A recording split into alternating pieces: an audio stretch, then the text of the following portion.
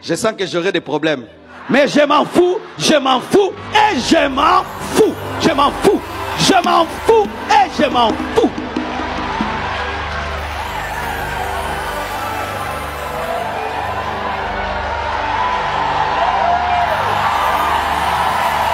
Je suis habitué, je suis habitué.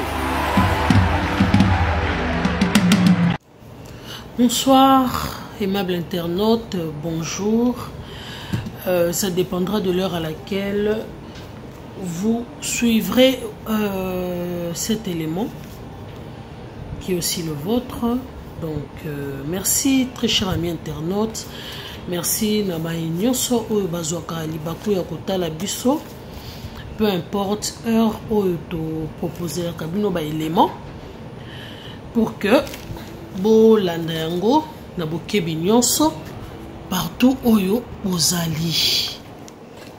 Alors lelo tokolobela bongo likambo oyo izo tokolobeza na bato mosusu bazo betama libaku hein. En tout cas libaku izo betama mingi na likambo oyo ya pasteur Marcelo. Ndenge lelo to lundi annonce ya mariage na ye oza confirmé. Nalingi un peu to se faire comprendre, to kokana ko éclaircir opinion, ko éclaircir bandeko peut-être ba zo betsama mabaku ko landisama peut-être na makomi ndenge komélité biso nyonso toyebi que tous ba chrétiens.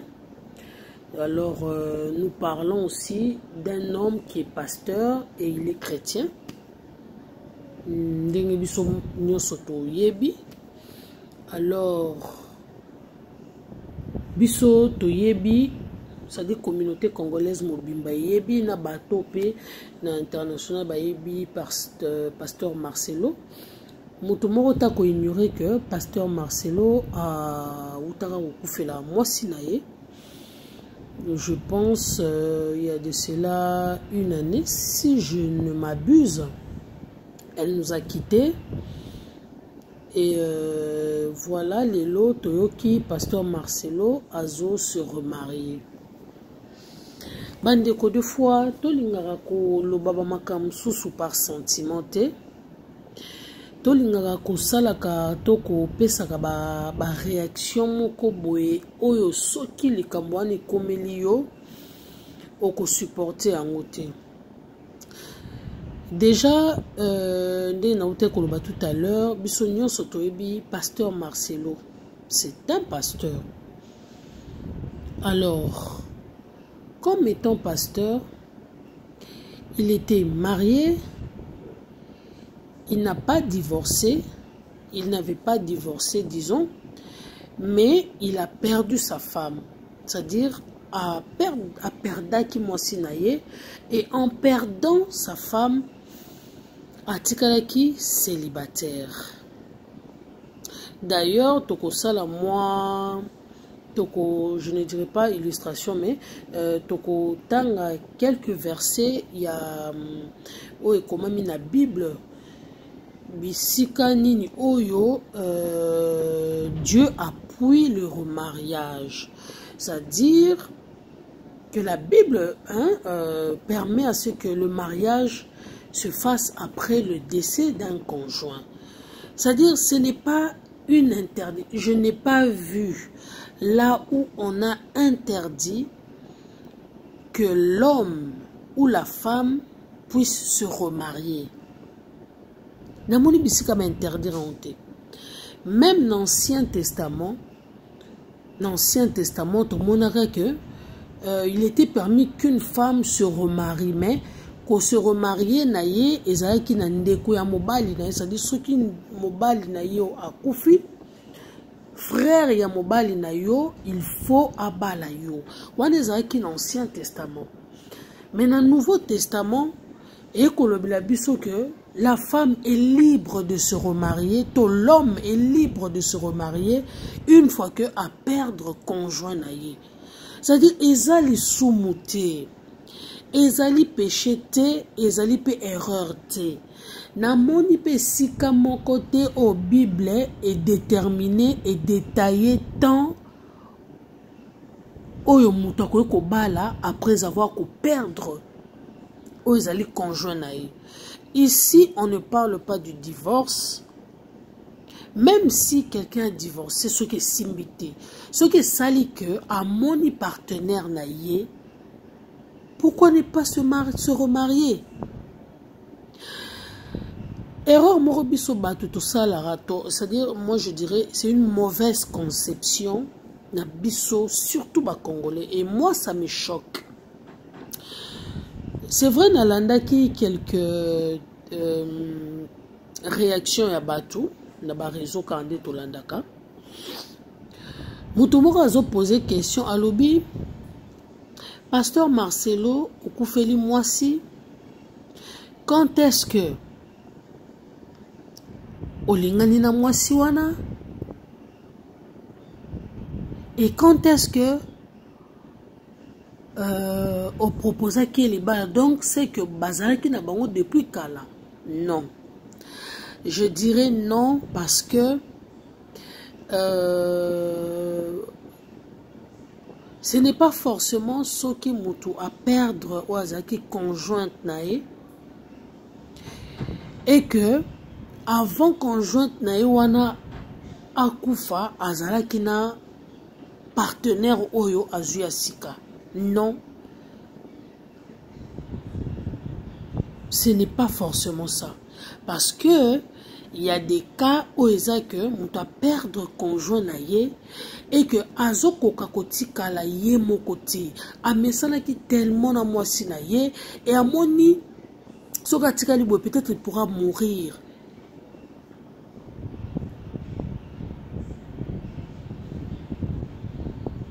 Et comme c'est un serviteur, autres banaka ba serviteur parce que pasteur Marcelo aza musali nzambe. Comme il est écrit dans la Bible qu'il n'est pas bon que l'homme soit seul. Il y a plusieurs versets qui nous le disent. Et puis tu as remarqué que batu mingi oyo bazo sala ba commentaire na ba réseaux sociaux, la plupart ils appellent ba chrétiens na ba chrétienne. Et c'est une honte.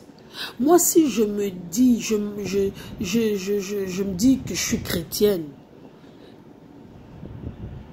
c'est-à-dire je ne peux que rendre gloire à l'Éternel parce que même la Bible nous dit Dieu est le maître des temps et des circonstances. Je veux me taire. Oui, comme le pasteur Marcelo, parce que nous vivons après le roi à moi sinaye. Vous ne savez pas ce qu'il a enduré. Et je tiens à signaler qu'il a un petit enfant, oh moi sinaye, Tikaki, qui est, et de lui-même à Okokate. Et s'il a fait un choix,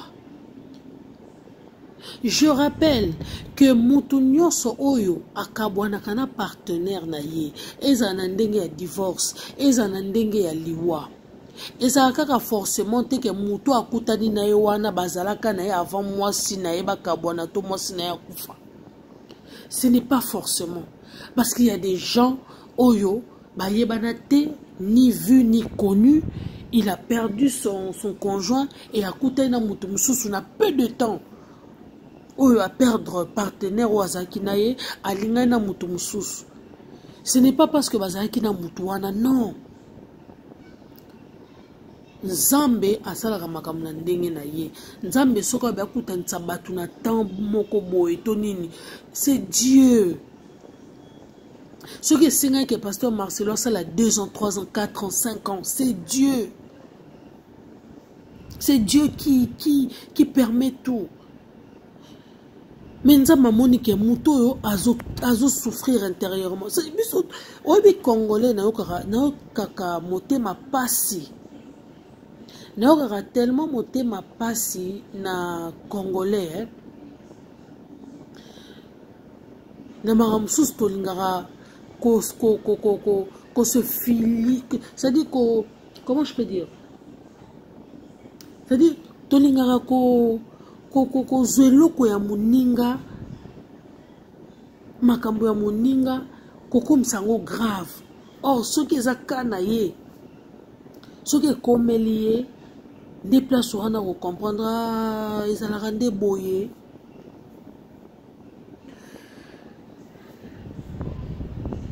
Torozonga na Bible na 1 Corinthiens ezolobela biso boye, c'est-à-dire nazo sala un peu nazo pesa moi signification.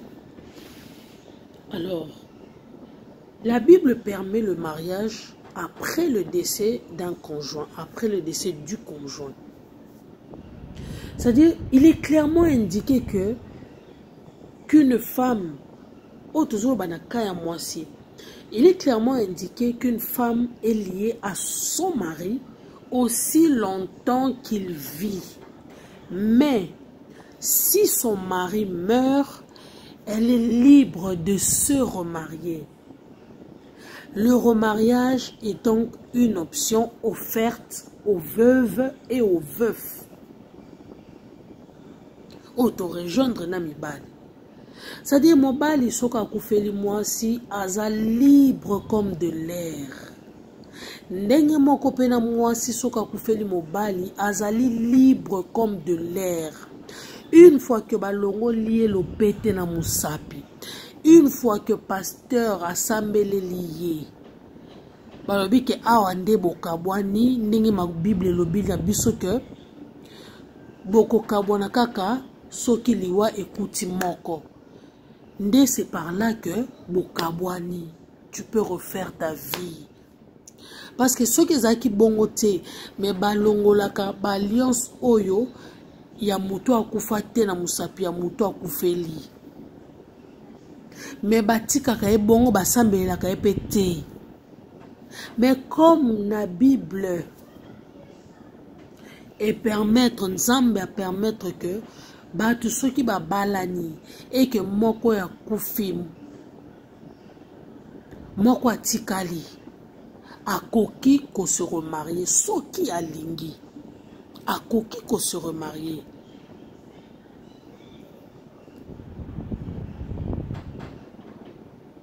C'est-à-dire moi si akufeli to mobali akufeli aza libre ya kopona partenaire na ye to conjoint na ye ya sika.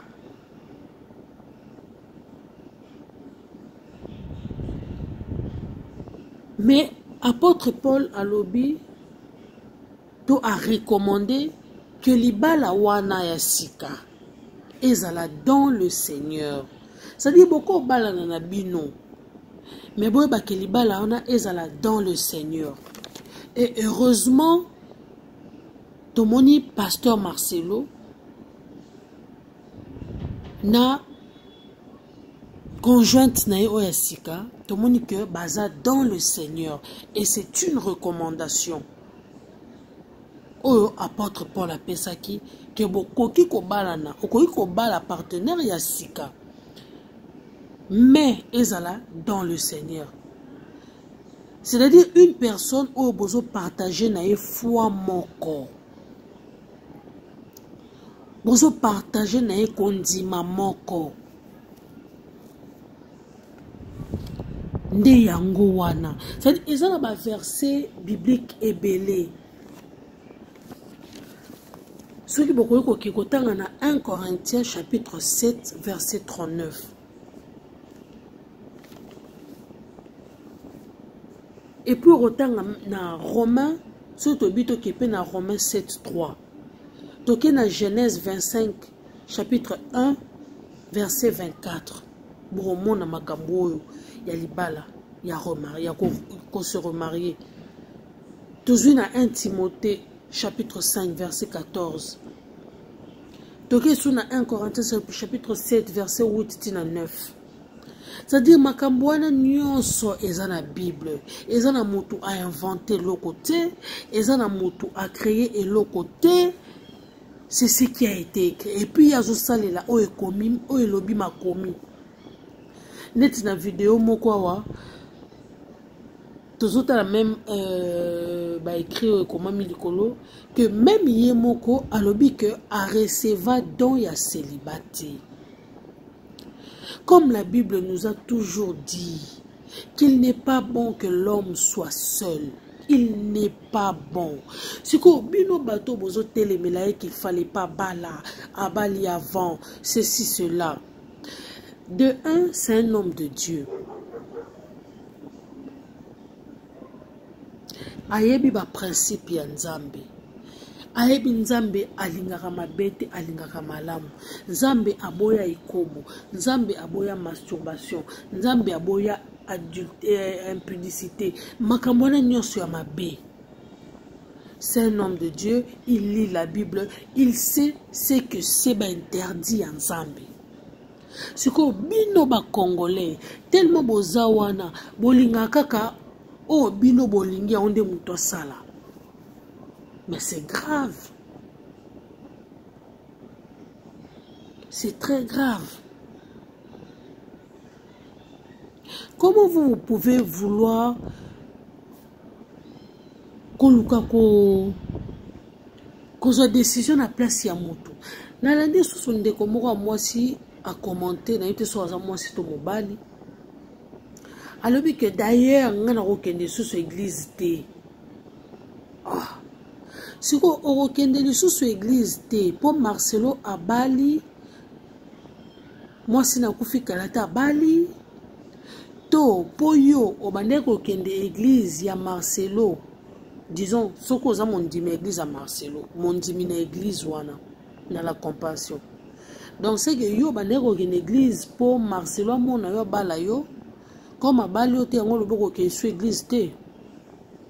Yo okenda ka église pour na Nzambe, to okenda ka église pour na pasteur, to prophète, to évangéliste, to apôtre, to docteur et ainsi de suite. Eza makambo ya soni. Eza vraiment makambo ya soni. Et puis rotala la majorité ya batu bazo koma makambo wana to bazo loba makambo wana eza ba chrétien na ba chrétienne.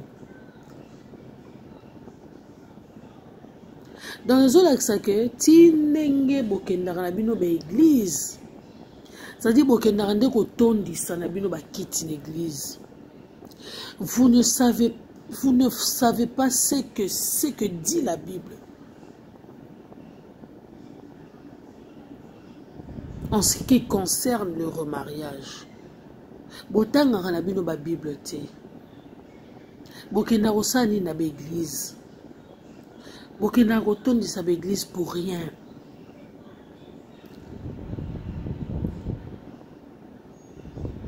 Vous faites des réactions oyo. Eza ba réaction moko bana na Nzambe ba ko sala réaction wana te. D'autant plus que mutuana obozolo bilawana abala te, abali avant. Est-ce que la Bible ba détailler place moko balobi que non mobali soka akufeli mwasi, to mobali soka divorcé, il faut ça la 10 ans, 15 ans, 20 ans après bala. Yango bozomona à l'époque ba parents na biso to ba koko na biso bande ko kufa mingi soki partenaire ne moko kufi banda ko umela te soki to sali constat wana ba koko na biso banda ko kufa trop ba parents mingi banda ko kufa trop soki mwasi akufi omona mobala umela te omona po mobala akufi. Ce qui moi c'est koufi au moins moi ça mobala ko umela te pour mobala landi moi si pour nini ba souci et ba souci wana et o mema wapi c'est-à-dire et bimi lokola o koufi pona mutu c'est-à-dire sans mutu wana o revivre te sans mutu wana o koka te Or, on a ma vie autozanango, c'est sans Jésus de revivre, sans Nzambe de revivre. Parce que mutu na mokili, mutu nzamba kili na mokili. Un jour il faut kende. Alors yoko kufa te pour partenaire no akufi pour kufa no kaka parce qu'il est parti. C'est un péché.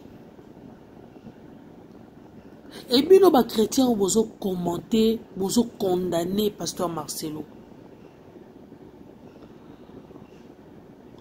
Besoin mon intérêt besoin libungi. C'est un péché. Et heureusement, les gens ont compris, dans le siècle, que mutu sera koufi, c'est fini. Ce qui est temps, on a un écoquité, on a commis bomate.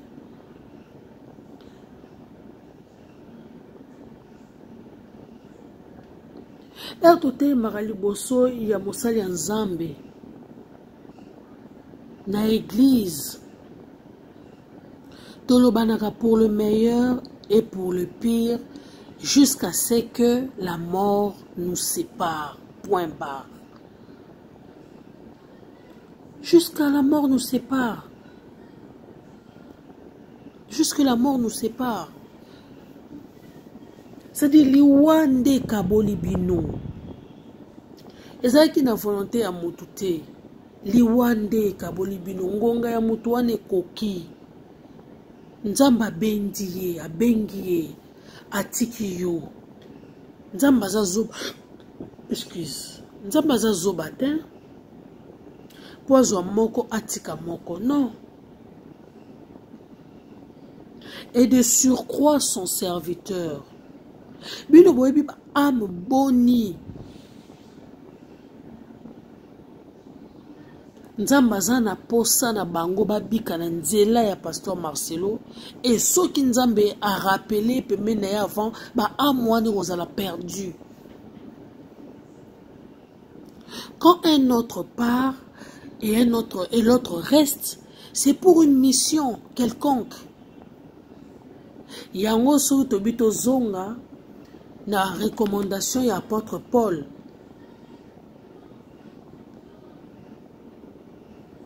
Alobi que na libala oyo ya sika oyo kobala eza libala moko kobala dans le Seigneur. C'est-à-dire na mutu oyo azo partager na yo foi chrétienne. C'est-à-dire na makamnyo soana bonzambe ezo senga na kati bonzambe zala. Et ça, peut-être, Azaki na place moko, il fallait bande ko senga, mutu moko délivrer, arracher na kata libulu wana. Nzamba tali habité. Mutu yo soki na tiki boye, amené ko zala perdu. Il y a mon serviteur qui est quelque part. Yende atikali libre, yé patikali libre. J'ai permis à ce que partenaire na ya kende. Atikali libre, mais on a un moment qu'on a un posa, un mois soke koufi, c'est moi qui serai perdu. C'est-à-dire, c'est pas que Dieu serait perdant, mais oui, c'est-à-dire Dieu va perdre cette âme. Alors il va envoyer son serviteur pour la racheter âme ya moutouana.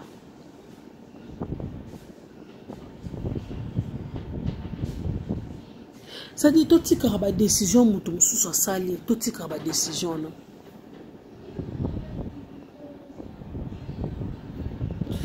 Lui il a pris cette décision de se remarier et puis à quelque se remarier na moi si oyo pe ayebi Nzambe. Oh s'il vous plaît bande konanga parfois to raisonnaka.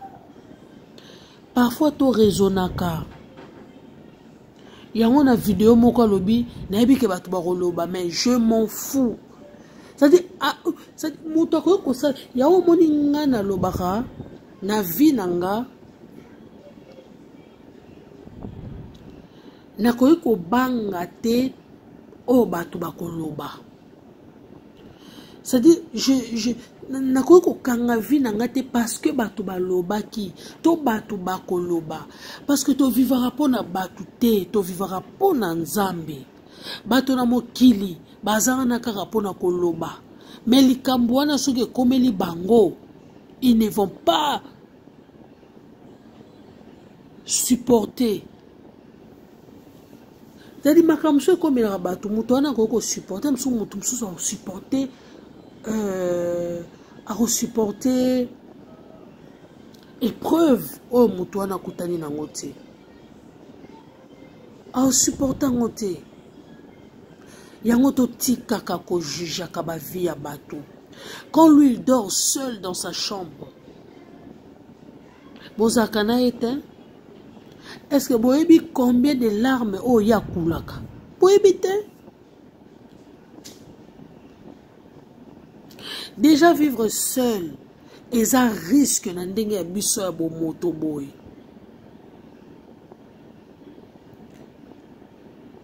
Ba crise ekoma, ba makambo ebele ekoma, ba tension et autres, ba sucre.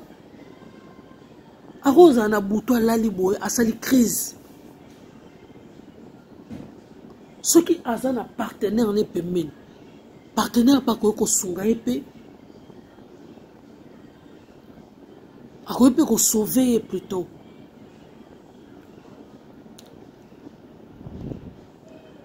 Akoyo la crise ya glycémie. Akoyo la crise ya tension.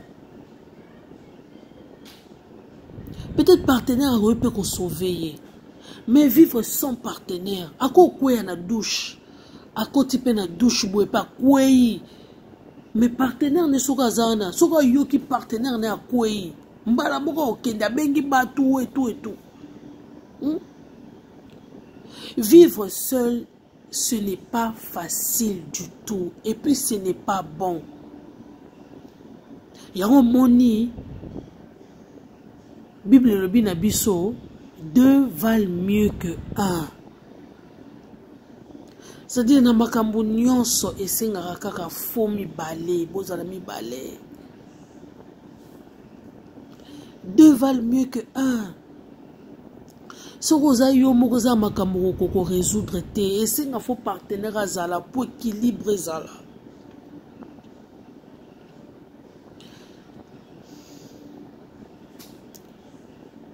Ceux qui partenaires à ça difficile, et ça la facilité qu'on vivre seul. Ce n'est pas du tout facile. Et ça ma kamusu quoi partenaire à quoi aider et alléger aux tâches. Mais ce que vous avez au moko ozo sala musala wana doublement. Et vous savez que c'est la femme. Ndazaka maîtresse yandako. Et c'est la femme qui s'occupe des enfants.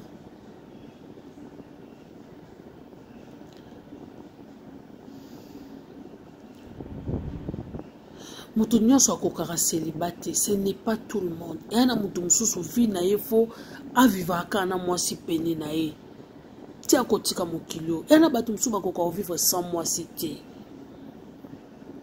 Alors aboyi akende kosala buso balibanda. Alinga ba sœur na kategli. Déjà, eza l'homme soto bosanaka. Batebe balobara ah. Et puis, si vous remarquez bien, la plupart des pasteurs babalara na kategli te. Babalara libanda. Et vous savez pourquoi? Yo si omona mobateli mpate, muto abatelaka bapate. Muto abatelaka ba meme.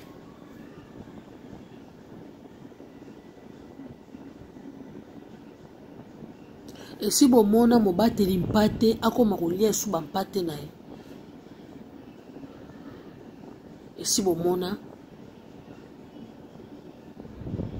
ya le roi papa na kati ya ndako akomi kobima na bana na ye. Ezalaka te. C'est-à-dire ba na oyo bayaka na église bana na ye ya molimo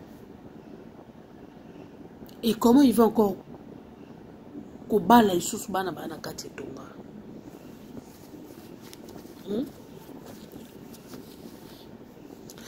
Parce que ce qui parle bien zo moi si na kati église kaka bino moko bandimi mususu boza na kati tonga et okoma isusu problème. Ah c'est kako abanda ko bimana ekala nini na komo bimana nini na ko linga seri église. En tout cas, pasteur Oyo, en tout cas, comme Congolais, aébane lo kwa lukarate. Et je me demande ce qui n'a pas payé mon suspect, Makambo ezali. N'a pas payé Afrique noire. N'a habité sur Makambo ezali, mais il y a Congolais ezali lo mususu.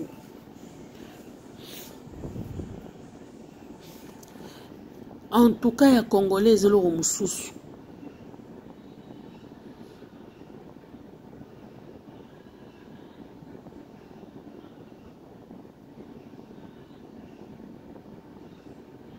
Makambo ezebele ya kolobela na mboka.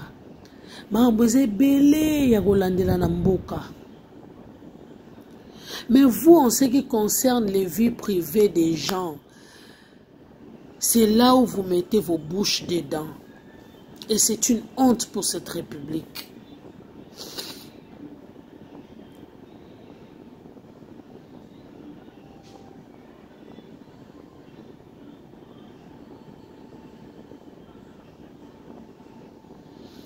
Surtout bito le belaka makambo ya remariage auto continuer koloba yango. En parlant de la fidélité à Dieu, hein? En parlant de la fidélité à Dieu, c'est-à-dire le remariage, comme tout autre engagement, doit être vécu dans la crainte de Dieu et avec une conscience claire. C'est-à-dire, héros te remarier. C'est-à-dire, au te remarier, na crainte ya Nzambe. C'est-à-dire, remariage, c'est-à-dire, c'est-à-dire, bozo banga Nzambe, bozo respecter ma komi ya Nzambe. Ezalate, de tout le monde a rappelé ba mabala mususu muto se remarier, mais on sentir que remariage moko libala moko couple moko, donc désolant. Yango na makambo nyonso tosalaka totiaka toujours Nzambe liboso et puis totambolaka na kobanga Nzambe et oza malamu. Alors on a touché des points moroboé sur Bana. Alors si pasteur Marcelo a se remarié,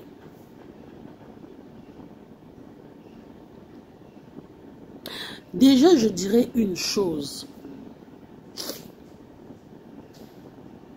Quand un parent veut se remarier, quand un parent, je rectifie, quand un parent responsable, consciencieux, veut se remarier, s'il a des enfants,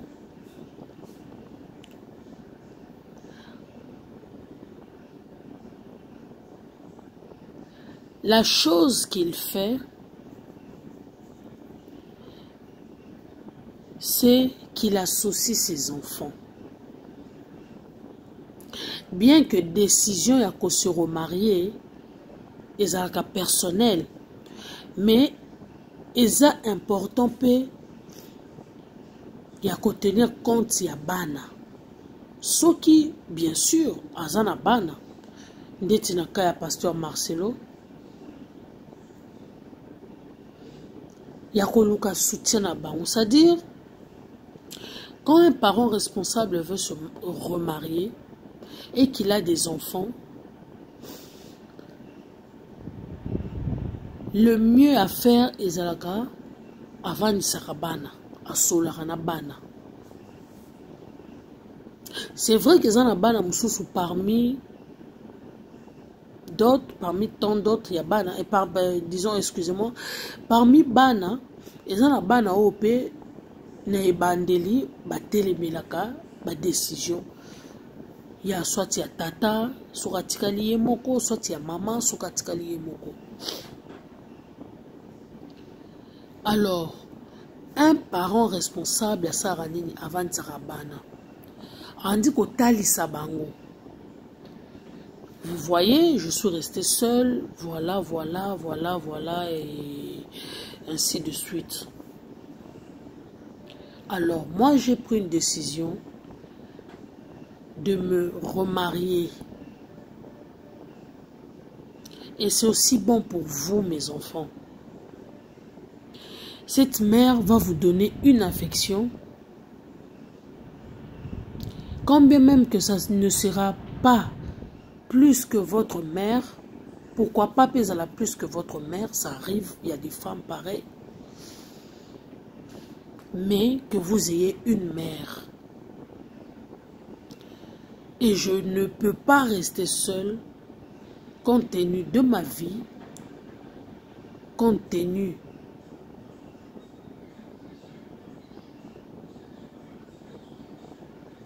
il y a Kondi Malangai, compte tenu il y a statut Nangai étant pasteur, étant un parent normal, voilà.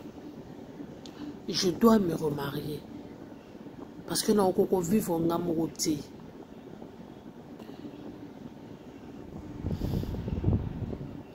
Supposons que pasteur Marcelo Nengazawana abalina teto abalite. Supposons que Nabutu peut-être a aucun Congo passe. Il faut pas masser. Qui va le faire? Il va appeler sa fille.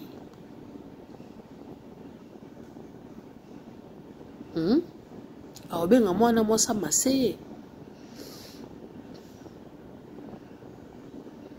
Donc le mieux à faire, c'est que je dois épouser une autre femme et elle va vous aimer. Et vous, en revanche, vous devez aussi aimer cette femme parce que c'est votre maman, c'est ma femme. J'aime pas ce terme au balobaka marâtre. N'alingara pena terme wanate parce que plus tu te considères marâtre, plus tu te considères parâtre. C'est-à-dire, yo mona mutuno omichake oza ya maman ya bana wanate. Quand même tu ebi que biologiquement oko ozala moboti ya bana wanate, mais maman c'est mieux. Papa, c'est mieux que ma marâtre, mon parâtre.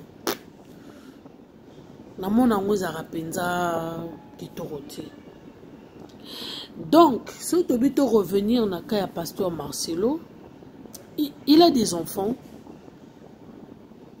Et le comble de tout, il a un enfant qui est encore tout petit. Je ne sais pas si mon pasteur bébé il y a pasteur Marcelo a coxé déjà 2 ans. Je ne pense pas. Il est encore bébé.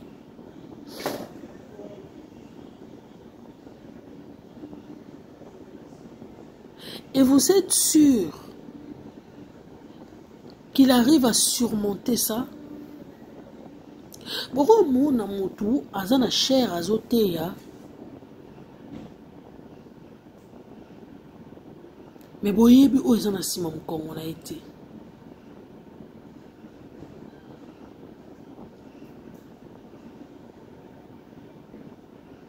Pourquoi mon amour tazo seka? Mais boyebi eza kati na été, quand il rentre, il retourne chez lui. Quand il regarde son enfant.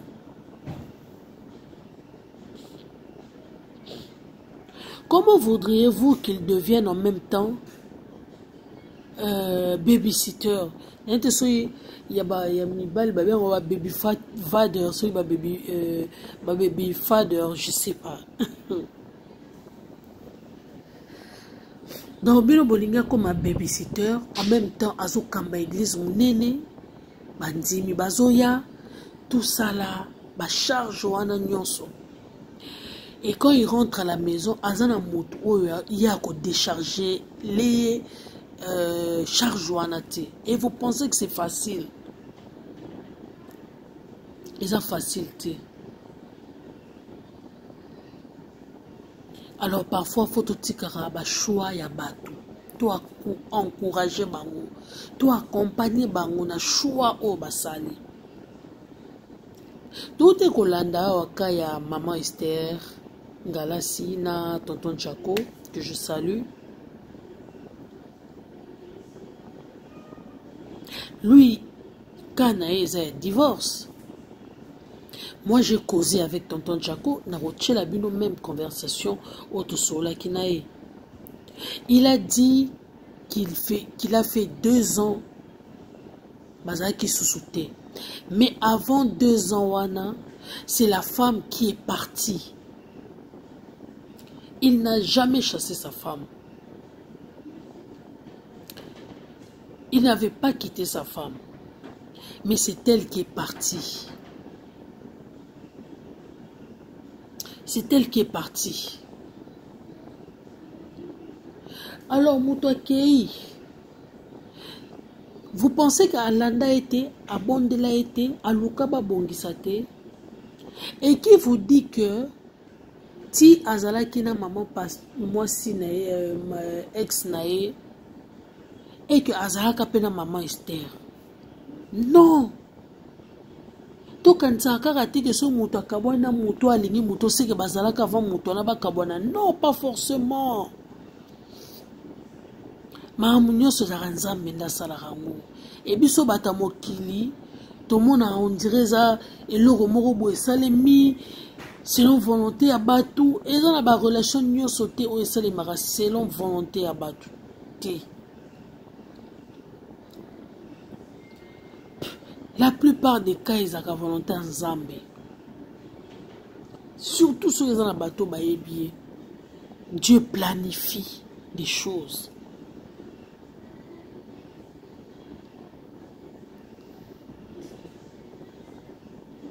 C'est Dieu qui planifie.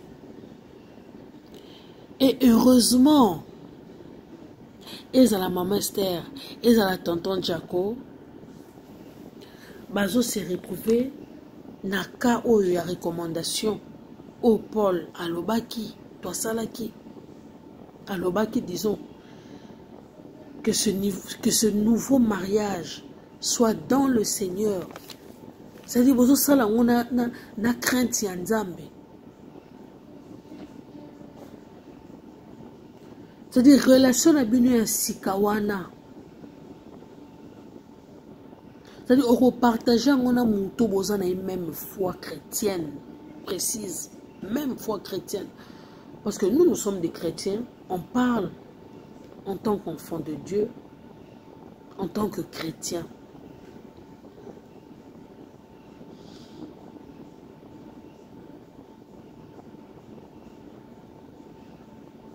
Bandeko to banga Nzambe. Exemple est belé et belé à Ope Sabino. Exemple est belé. Tout en la Bible. Ce qui est na Genèse. Bon, à partir il y a Genèse chapitre 24 et puis au Kotatina 25. Chapitre 24 de 1 Tina Souka et puis chapitre 25 verset 1. Dans chapitre 20, Genèse chapitre 24 à partir il y a verset 1 Tina Souka, bazobete le solo il y a Abraham. Et comme il y a un moment moko na Abraham akola ki makas. Alors na kola na ye, il était avec serviteur nae, c'est-à-dire bato bazaki naye. Alors ils ont un serviteur moroto intendant moko Abraham a singaki service. Alors ayebisaki serviteur newana a singaki aebisi asimba ye na mupende na ye et a juré kakosalela ye loko akosenga ye et asengaki serviteur wana ke alukela Isaac mwasi parce que ye si akoli aza na posa ya ba descendance alors ana posa mwana ne Isaac abota alors asengaki serviteur wana akende kolukela Isaac mwasi et serviteur wana akendaki alukeli Isaac mwasi ayeli mwasi yango azalaki Rebeka.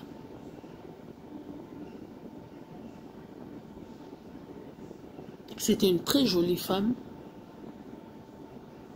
Alors au sala que Isaac aye kolingana na Rebeka. Alors elle aye kolingana na Rebeka.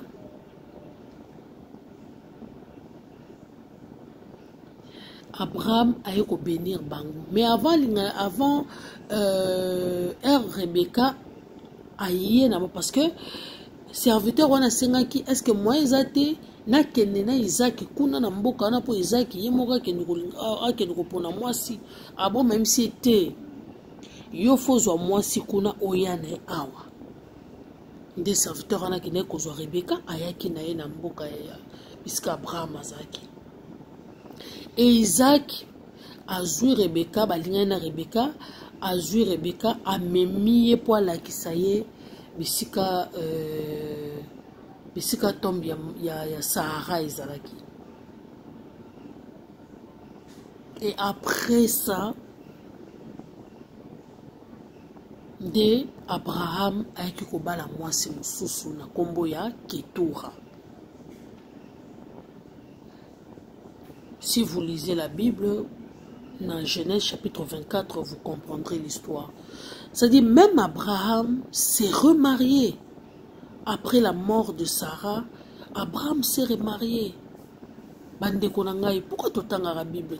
Totangaka ta Bible ngo bandeko na ba chrétien. Botangaka Bible te. Yango bo mona boza na facilité ya ko juger. La Bible nous dit de ne point juger afin que vous ne soyez point jugés. C'est-à-dire ne jugez point afin que vous ne soyez point jugés. Pourquoi vous voulez toujours juger les gens? Abraham s'est remarié à Kit. Quand c'est bon, j'ai capé Abraham. Donc, je ne jugerai pas Abraham. Parce qu'Abraham s'est remarié à qui?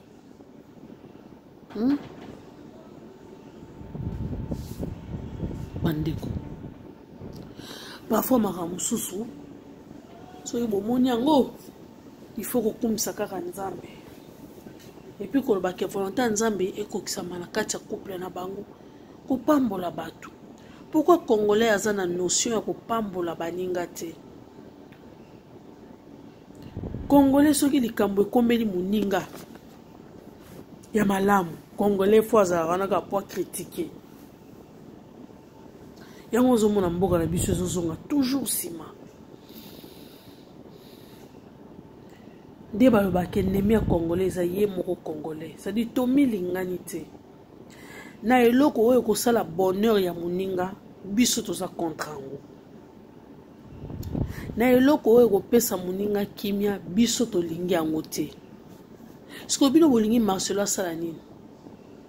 Abanda ko linga basi nyonso po era ko sala ngo biso encore réseau ezwaka te.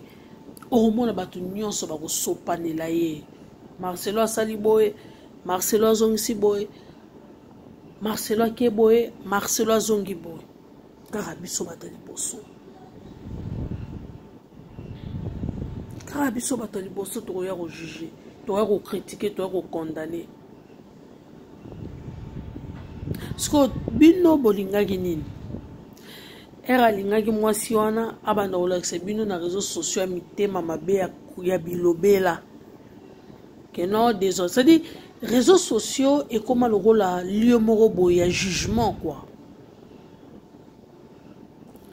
C'est-à-dire comme esika moko ya kosamba. Et comme esika moko boya fo sa likambo fo ya kolobela bato ya mokili. Non mais c'est grave ce peuple. C'est très grave.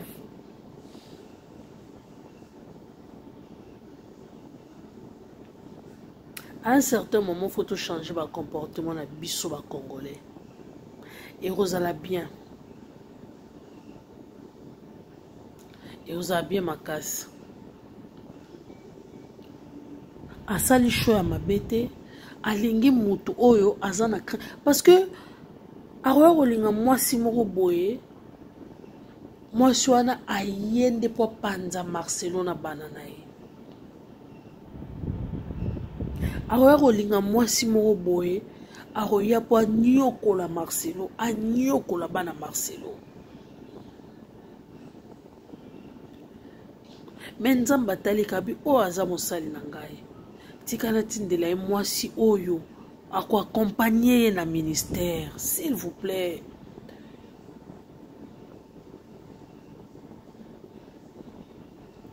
Marcelo a un ministère. Alors il lui faut un partenaire pour continuer dans un ministère. Et comme il est écrit dans la parole, hein, comme il est écrit, que la deuxième maison sera plus grande que celle de la première. Dieu n'a jamais menti et Dieu ne ment pas. Makomi wana eza esalamaka. Okabwana mobile mo wa anyokola yo asala o mabe o esengili ya mabe. Nzamba yeko longono na maboko na ye ayeko peso mutu moko boye alingi yo mutu moko azo chérir yo mutu moko azo tia yo à l'aise. N'est-ce pas que la seconde gloire est plus grande que celle de la première? N'est-ce pas?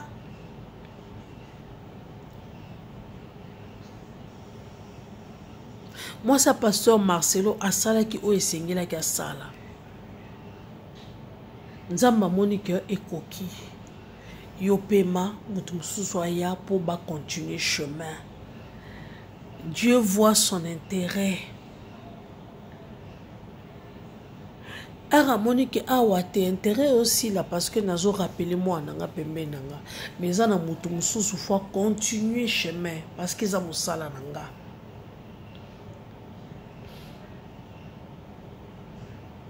Mandeko, Totika Marcelo asali chouanaï, ce n'est pas un péché de se remarier après la mort d'un conjoint. Lisez la Bible, ni dans le Nouveau Testament, ni dans l'Ancien Testament, bah télémela et loko ba bengi remariage. Et ça n'a versé mon côté. Que mutu soka kufeli akoyo bala te to soki mutu akufeli akoyo ko bala mais na temps moko précis te ba pesi précision ya tenter mais biso batu to linga ko benda moi temps pona ko éviter peut-être ko choquer ou ezali peut-être ba membre ya famille. Marcelo soka akobala to soki azobala c'est d'abord pour ses enfants, pour lui et pour ses enfants.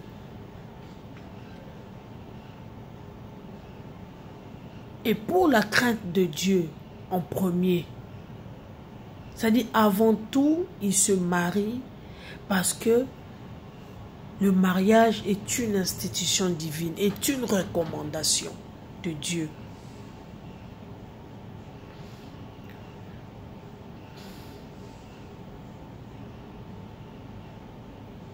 Donc totika ye asali choix na ye, totika ye na choix na ye.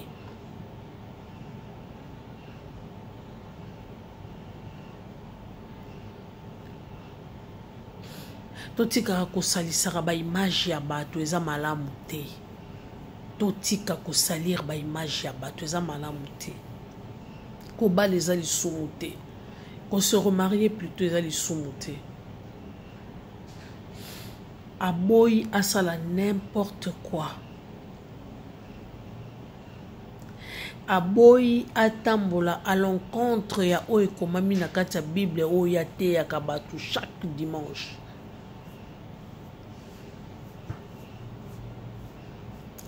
Aboyi afingisa kombo ya Nzambe. Aboyi eloko moko mabe ekita likolo ya bana na ye. C'est un père protecteur. Il veut assurer l'éducation de ses enfants. Vous ne savez pas combien ces enfants ont souffert et ils souffrent jusqu'en ce jour. En ce qui concerne la disparition de leur mère. Marcelo Azazo bate akiko pona mwasi wana. Koyeba mutu esenga fo osala 10 ans te po yebake mutu aza mabe aza malamu te. En une journée, tu peux savoir que mutu azabo, mutu azabo, mutu azabo. En une journée, en 24 heures, oyeba. Alors, tiba comme à un niveau que babalana. Cela veut dire kayebi comportement nae et de surcroît aza Moussali Nzambe. C'est une chrétienne.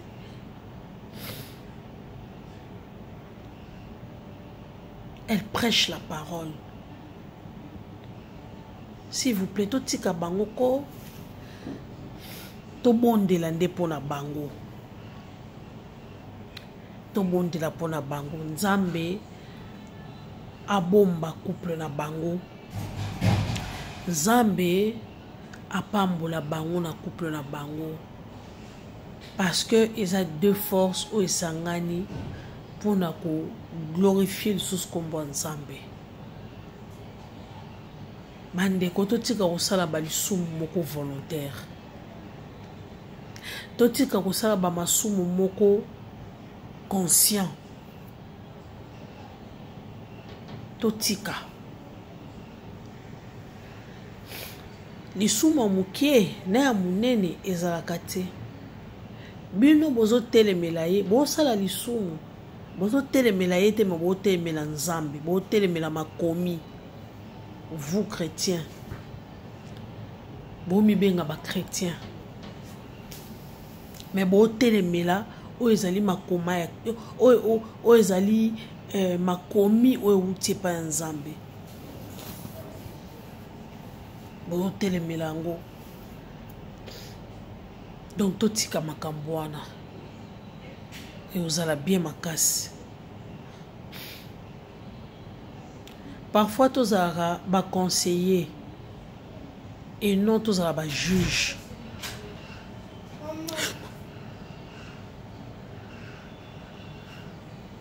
Il faudrait arrêter avec ça. Il faudrait vraiment totika ba makambo ako juger. Quand la Bible nous dit de ne point juger, tout juger, tout conseiller et vous allez bien. Oyo lingi basala ote ko sala ngompe muninga te.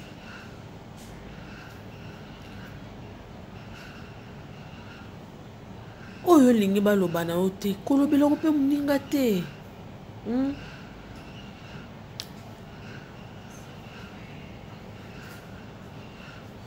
Totika bango, il a fait son choix, il veut se marier parce que il sait que vivre seul, même na miso Nzambe ezamala muté. Et repousser na ekobo, on Nzamba boy, et repousser na ba masturbation, ou ezali péché, et repousser na impudicité, ou ezali péché, et repousser na mama kambo belé. Il y a kotala talabasi, il y a kolinga n'importe qui. Et c'est un serviteur de Dieu. Et je crois qu'il avait demandé à Dieu. Il y a koideye. Il a demandé à Dieu, un vrai serviteur de Dieu, tout ce qu'il fait, il aura toujours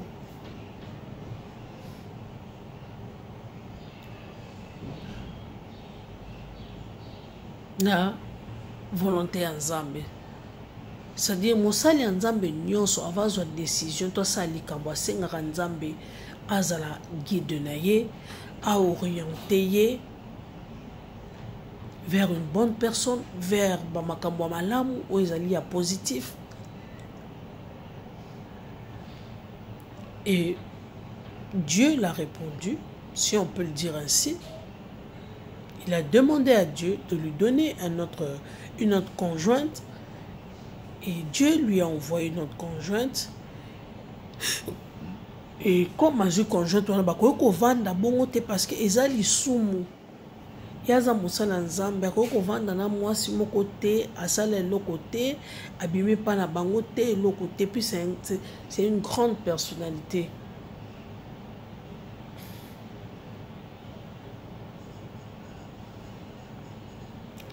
Azan a besoin de conseil à moi aussi. Azan a besoin de câlin. Vous savez combien d'énergie les pasteurs dégagent la chair? Il va dégager beaucoup d'énergie et en rentrant à la maison, il n'y a personne pour l'aider à surmonter ça. S'il vous plaît. Au-delà de cause à la pasteur, Azanon Mobali, il a des sensations, il a des désirs, il a des besoins, il a des envies. Envers moi si.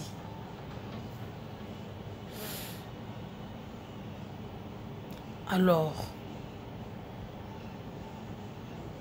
tel est le cas d'Otikaya Salichouane. Parce qu'il y a beaucoup déjà bandé Koluba que je n'ai pas reçu le don du célibat. C'est-à-dire, à Otikalaka, Ozala éternel célibataire T. Il va se remarier. Et il le disait.